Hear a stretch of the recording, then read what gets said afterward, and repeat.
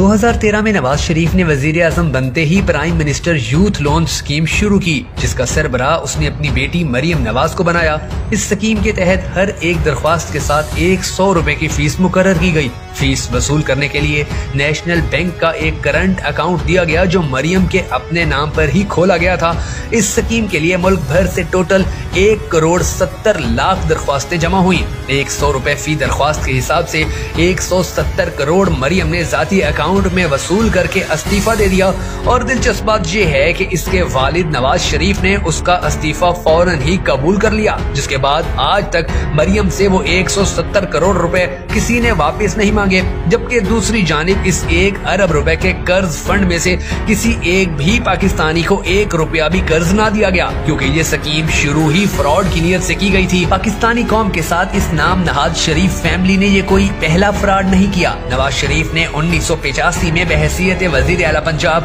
5 ارب روپے کا غبن کیا، پھر پیلی ٹیکسی سکیم، پھر قرض اتارو ملک سنوارو اسکیمیں شروع کی اور ان سے ہونے والی ساری آمدنی لندن بھجوا دی۔ 1985 میں روزنامہ پاکستان، جو اس وقت پاکستان کا صفحے اول کا اردو اخبار تھا، روزنامہ جنگ کے بعد یہ واحد اخبار تھا کہ جس کے پاس کلر پرنٹنگ کی سہولت موجود تھی۔ اس کے مالک اور ایڈیٹر حاجی اکبر مرحوم شومئی قسمت سے نواز شریف پر ایک تنقیدی آرٹیکل لکھ بیٹھے۔ ان کو بے نظیر کے خلاف نواز شریف کی انتخابی مہم کا انداز اچھا نہ لگا، جس میں نواز شریف نے ہیلی کاپٹر سے بے نظیر کی ایڈٹ کی ہوئی ساحل سمندر پر بالکل اریاں تصاویر گرائیں اور پھر تحریک عدم اعتماد کے نام پر چھانگا مانگا کا ڈرامہ سٹیج کیا۔ نواز شریف نے ہی پاکستان میں گندی سیاست میں چمک کا پہلی دفعہ اتنا کھل کر استعمال کیا، تب نواز شریف کی ہی جانب سے ہارس ٹریڈنگ اور لوٹے کی اصلاحاتیں سیاستدانوں کے لیے متعارف ہوئیں۔ 1990 میں نواز شریف نے برسر اقتدار آتے ہی حاجی اکبر صاحب کو جیل میں ڈال دیا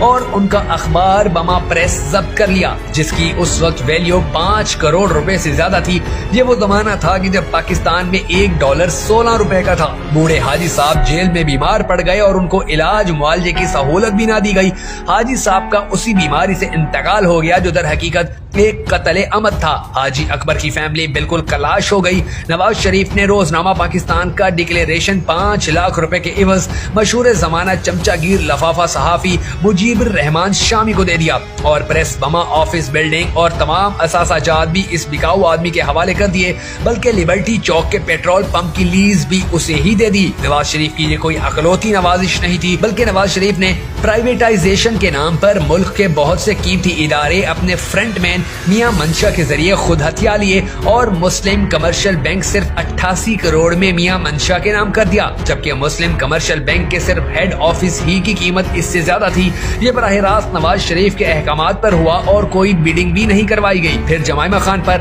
ٹائلوں کی سمگلنگ کا مقدمہ بنوا کر اندر کروا دینا، شدید ہراساں کر کے پاکستان چھوڑنے پر مجبور کرنا، نئی بخاری کی گلوکارہ بیوی طاہرہ سید کو اپنی دولت سے اندھا کر کے پھنسا لینا اور نئی بخاری سے طلاق دلوا دینا، ماڈل ٹاؤن میں 14 نہتے لوگوں کا قتل، یہ سب کچھ نواز شریف کی ہی مرہون منت ہوا۔ جبکہ دوسری جانب آپ کو نواز شریف کے اپنے ہی شہر لاہور کے کسی بھی اعلیٰ سے اعلیٰ سرکاری ہسپتال سے علاج نہ کروانے کی وجہ سمجھ آ جانی چاہیے، کیونکہ جب انہیں کسی بھی سرکاری ہسپتال لے جایا جاتا ہے تو انہیں یاد آتا ہے کہ یہ سب کمیشن کھا کر بنائے گئے ہیں۔ ڈاکٹرز کا انہیں یاد آتا ہے کہ یہاں ہم نے سب ڈاکٹرز رشوتیں لے کر لگائے ہیں، جو ان کے ایک اشارے پر رات کے 12 بجے بھی گرلز ہاسٹل میں گھس جانے میں کوئی اور محسوس نہیں کرتے۔ دواؤں کا انہیں پتا ہوتا ہے کہ حنیف عباسی جیسے کی کمپنی میں 2 نمبر بنتی ہیں، اس لیے انہیں ذرا سی بھی کھانسی کے علاج کے لیے لندن ہی کے کسی اعلیٰ ہسپتال جانا پڑتا ہے۔ پاناما لیکس سے فرار اختیار کر کے اوپن ہارٹ سرجری کے ڈرامے کی بیس پر